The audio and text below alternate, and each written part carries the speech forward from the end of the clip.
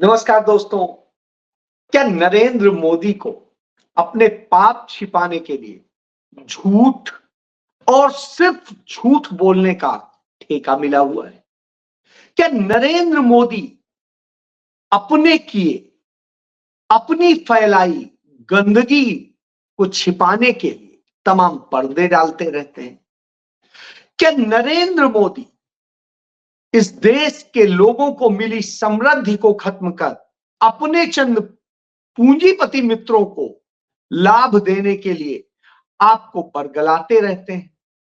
और क्या जब राहुल गांधी आपको न्याय देने की बात करते हैं, आपको अधिकार देने की बात करते हैं, तो उसे कैसे छीना जाए इसकी सारी साजिशें रचते हैं?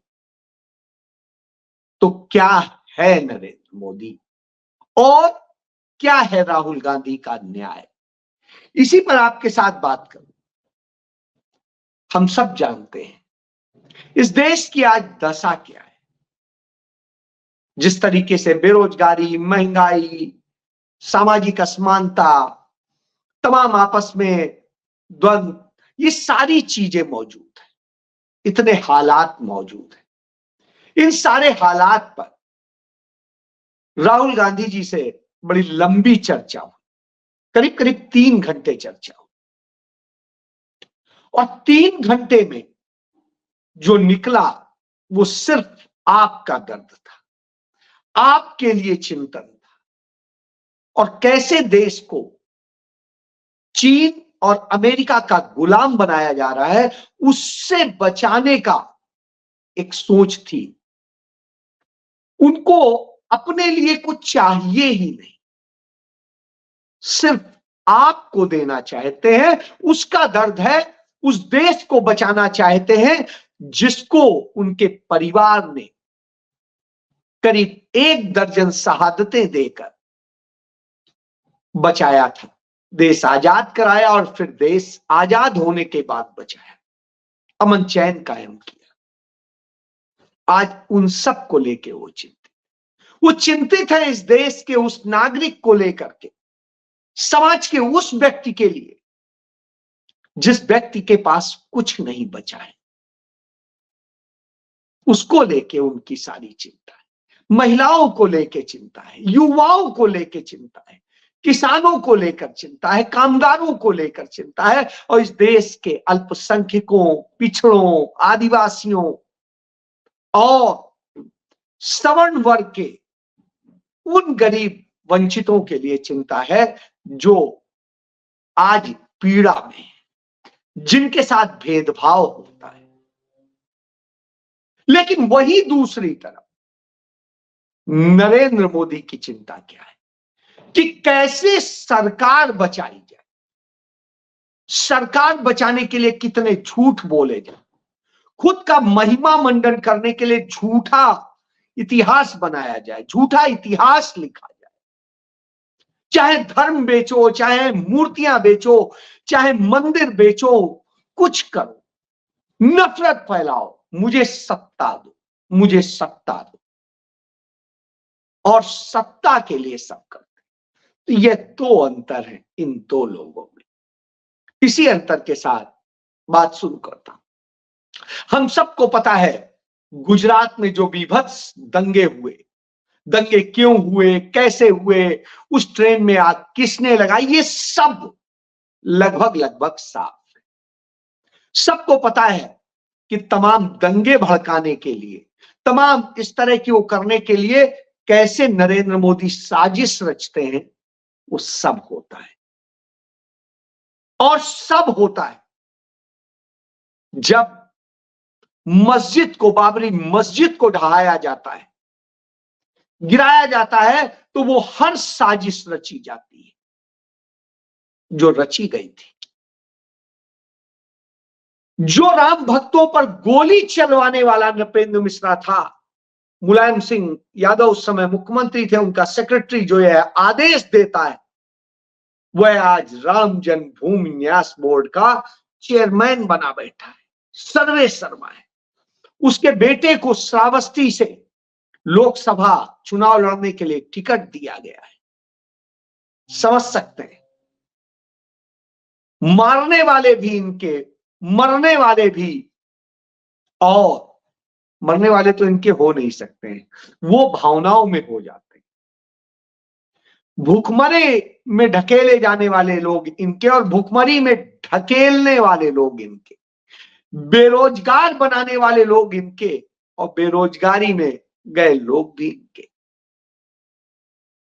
अब स्थिति ये है, इतना सब होने के बाद क्या झूठ। एनसीईआरटी की बुक्स में कहा गया, ये कहीं नहीं रहेगा कि गुजरात में दंगे का क्या है और बाबरी मस्जिद विध्वंस का क्या है। चर्चा नहीं होगी, सिर्फ राम मंदिर की चर्चा होगी, मूर्ति किसने लगाई चर्चा होगी, यह चर्चा होगी कि भगवान कितने दिन के हो गए, यह चर्चा होगी कि ऐसा व्यवस्था की जाए कि सदियों सदियों बाद भी यहां से जब खुदाई हो तो निकले कि नरेंद्र मोदी ने यह मंदिर बनवाया था, उन्होंने इसको सब कुछ किया था।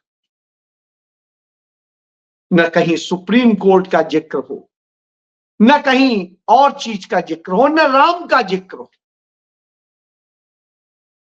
आप समझ सकते हैं इस तरह से नरेंद्र मोदी का खेल चलता है। इतना नाम के लिए व्याकुल है, इतना अपनी फोटो के लिए व्याकुल। आज वो सहारनपुर में थे, सहारनपुर में उन्होंने दो अहम बातें कही। कहा, मैं किसी भ्रष्टाचारी को बख्शूंगा नहीं। बिल्कुल वो नहीं बख्शते हैं, मैं भी यही कहता हूं। सारे भ्रष्टाचारियों को अपने अंदर समेट लेते हैं, सारे भ्रष्टाचारी, चाहे अजीत पवार हो, चाहे शिंदे हो, चाहे शुभेंदु अधिकारी हो, चाहे मुकुल राय हो, चाहे हेमंत विश्व शर्मा हो, चाहे जिसकी बात करिए, रोज रोज बरोज की बात करिए, अशोक चौहान हो या नवीन जिंदल हो, जिस किसी का नाम ले, जो रोज बरोज उनके साथ आ रहे हैं, वो सब वही है जिन पर भ्रष्टाचार के आरोप लगे थे, जिन पे तमाम गंभीर आरोप और इन्हीं के द्वारा लगाए गए। और फिर सारे भ्रष्टाचारियों से पैसा वसूली करेंगे, जिनके यहां ईडी, सीबीआई, इनकम टैक्स इस नाम पर छापा मारेगा कि आपने गड़बड़ किया है, तो उनसे हजारों हजार करोड़ रुपया वसूलेंगे। और साहब उनसे वसूलेंगे चुनाव बॉन्ड के नाम पे कि हम तुम्हारे यहां नहीं तो ये कर देंगे, नहीं तो वो कर देंगे, दे जाओ। उनसे वसूलेंगे जिनसे मुनाफाखोरी करने का जिन्हें लाइसेंस देंगे, जिन्हें धंधा देंगे, उनसे वसूलेंगे। हिंदुस्तान के इतिहास में ऐसा कभी नहीं हुआ। यदि सही में इतिहास लिखा जाएगा तो यही लिखा जाएगा कि इतना भ्रष्ट और इतना पापी प्रधानमंत्री कोई नहीं हुआ था जितना नरेंद्र मोदी है। क्यों? क्योंकि ये वही शख्स है जिसके कारण इस देश के 50 लाख लोग कोविड में इस दुनिया से चले गए, और इसके बाद में उसको छिपाया गया। ऑक्सीजन नहीं थी, दवाएं नहीं थी, अस्पताल नहीं थे, एम्बुलेंस नहीं थी, खाने को नहीं था, काम नहीं था। ऐसे लोग बेरोजगारी में ढकेल दिया, नोटबंदी करके लाइन में खपने को मजबूर कर दिया। किन किन हालात में मजबूर किया, क्या क्या पाप किए, जिनके कारण गलत जीएसटी लाए, जिसके कारण तमाम छोटे व्यापारियों ने आत्महत्याएं कर ली, और न जाने क्या क्या हुआ। इस देश के अंदर हर घंटे 2 युवा इस दुनिया से जा रहे हैं, किसान जा रहा है और सब जा रहे हैं। इस तरह से लोग अपने जीवन को खत्म कर रहे हैं कि चिंता का विषय बना हुआ है। फिर इसके बाद में तुर्रा ये कि साहब हम भ्रष्टाचार नहीं करने, आपके भ्रष्टाचार के ही कारण यह स्थिति है। 16 लाख करोड़ रुपया इन बड़े पूंजीपतियों का माफ कर देंगे, करीब 5 लाख करोड़ रुपया लेकर के कुछ पूंजीपति भाग जाएंगे देश से, लेकिन उन पर कुछ नहीं होगा। इस देश के गरीबों पर हमला होगा, इस देश के बुजुर्गों पर हमला होगा, इस देश के छोटे लोगों पर हमला होगा। बुजुर्गों का रेल में जो माफ होता था उसका खत्म कर देंगे। तमाम उसके अलावा और जो वर्ग के लोग थे उनका रियायत खत्म कर देंगे। वहां वंदे भारत ट्रेन चला करके कहेंगे हमने बहुत बड़ी उपलब्धि हासिल कर ली, और वंदे भारत ट्रेन से जितना मुनाफे की बात करते हैं उसके संचालन में उसका 2.5 गुना अधिक खर्च होता है। यानी आमदनी चवन्नी, खर्चा रुपया, यह हालत है। और इस तरह की हालत में लाकर के ढकेल देंगे। इसके बाद में तमाम कहानियां बोलेंगे, कहेंगे राष्ट्र सर्वोपरि है और राष्ट्र को ही गिरवी रख देंगे। उदाहरण देखिए, चाइना 4000 किलोमीटर पे कब्जा कर लेगा, अरुणाचल प्रदेश पे चीन अपना दावा कर देगा, अमेरिका हमारे देश की सरकार सत्ता को संचालित करेगा, सारा व्यापार चाइना के अधीन आ जाएगा, और न जाने क्या क्या। चाइना पूरे देश की मार्केट पर कब्जा कर लेगा, छोटे छोटे उद्योग बंद हो जाएंगे, छोटे छोटे व्यापारी मरने लगेंगे, चंद बड़े व्यापारियों के हाथ में सब आ जाएगा और उनसे पैसा वसूली हो। जब यह हो रहा हो तो निश्चित रूप से कौन बोलेगा? लद्दाख में लगातार सोनम वांगचुक इसको लेकर के प्रोटेस्ट कर रहे हैं कि कैसे चाइना हमारे यहां घुसता चला आ रहा है, हमारे लोग असुरक्षित हो गए हैं, पूंजीपति हमारे देश की इस धरोहर पर, प्राकृतिक धरोहर पर कब्जा कर रहे हैं, सब खत्म हो रहा है। उसकी लड़ाई लड़ रहे हैं। और जब वो ये लड़ाई लड़ रहे हैं तब पिछले मार्च महीने में वो प्रोटेस्ट कर रहे थे तो इंटरनेट की स्पीड आधी कर दी गई, और उसके बाद अब उनके उसमें वो मार्च निकालना चाहते थे तो साहब उसके लिए तमाम लोगों को गांव से लेके सबको धमकाया जा रहा है, उनसे पाबंदी कराई जा रही है और न जाने क्या क्या। इस तरह की हालत आ गई है। इस देश के अंदर यह हालत हो गई है कि जांच एजेंसियों की कहीं इज्जत नहीं रह गई है। कहीं एनआईए पर हमला होता है, कहीं ईडी पर हमला होता है, कहीं उनके खिलाफ एफआईआर होती है, कहीं कोई और बेईमानी हो रही है। भाजपा के नेता तमाम अपराध कर रहे हैं। जब यह स्थिति हो कि गरीब, दलित, पिछड़े सबको मारा जा रहा, तब एक न्याय का योद्धा निकलता है। वह न्याय का योद्धा जिसका नाम राहुल गांधी, वो न्याय का योद्धा जो आपको सब देना चाहता है, और उसने कल अपना न्याय पत्र आपके सामने प्रस्तुत किया कि सरकार आने पर क्या करेंगे। जो 70 साल में किया उसके बूते आज आप खड़े हैं, आप रोटी खा पा रहे हैं, आप बात कर पा रहे हैं, आप देख पा रहे हैं, आप चैनल जो भी कुछ है वो कर पा रहे हैं। और आने वाले सालों में यदि सरकार आई तो क्या करेंगे।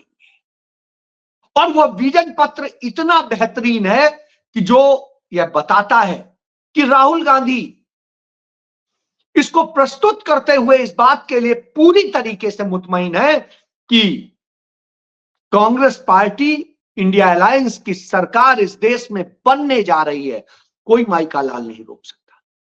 और उन्होंने स्पष्ट कह दिया कि भारतीय जनता पार्टी 180 सीटों के जीतने के लाले हैं। ये 180 सीटों से ऊपर नहीं जाएगी। मैं हालांकि 200 सीट कहता हूं कि 200 सीट तक आएगी अधिकतम, और उसको लेकर के मेरा पूरा डाटा है, रिसर्च है, जो सर्वे है उन सब के आधार पर। और यह बात मैं बहुत समय से कहता आ रहा हूं, और अब देश के तमाम सारे और लोग भी बताने लगे, कहने लगे कि 400 पार नहीं 200 आ जाए वही मुश्किल हो रहा है।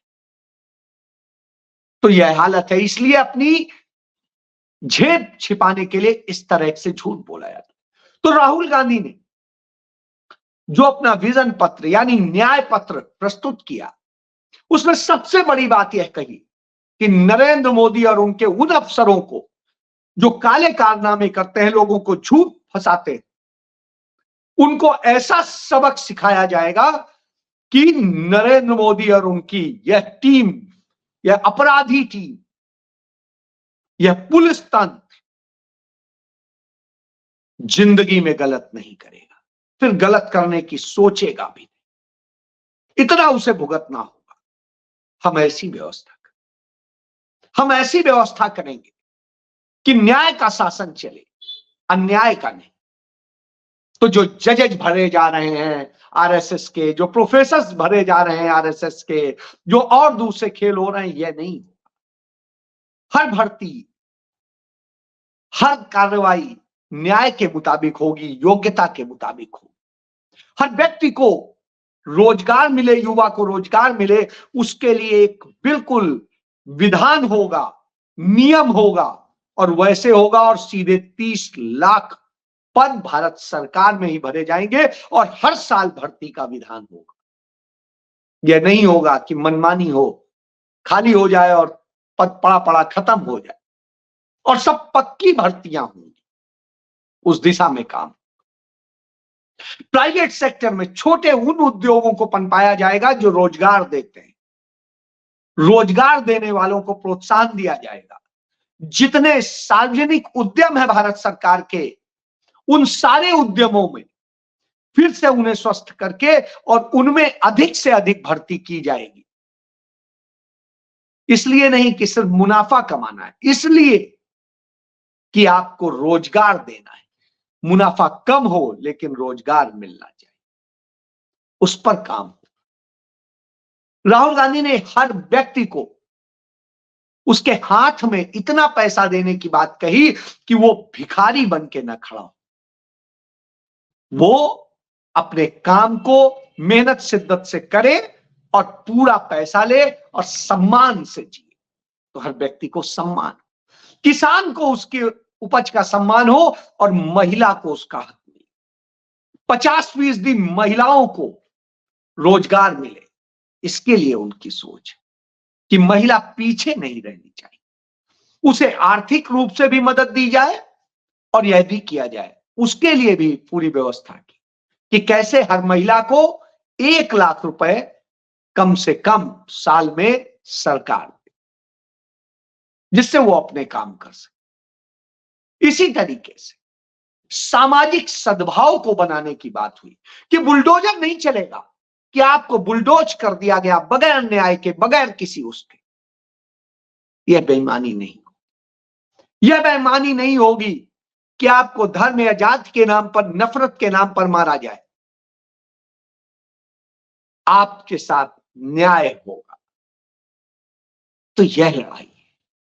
इसी को लेकर के आज राजस्थान में जब मल्लिकार्जुन खड़गे, सोनिया गांधी, प्रियंका गांधी और सब लोग थे, तो वहां पर सचिन पायलट ने बहुत बड़ी बात कही कि यह चुनाव सिर्फ कुछ लोगों में नहीं है, कुछ पार्टियों में नहीं है, यह 2 विचारधाराओं का चुनाव है। एक विचारधारा जो आपको खत्म करना चाहती है, आपको गुलाम बनाना चाहती है और आपको नफरत में लड़ा करके राज करना चाहती है, तो दूसरी तरफ वह विचारधारा है जो आपको जोड़ना चाहती है, आपको बनाना चाहती है और आपके लिए करना चाहती है, आपको मजबूत करना चाहती है, आपके हक देना चाहती है, आजादी देना चाहती है।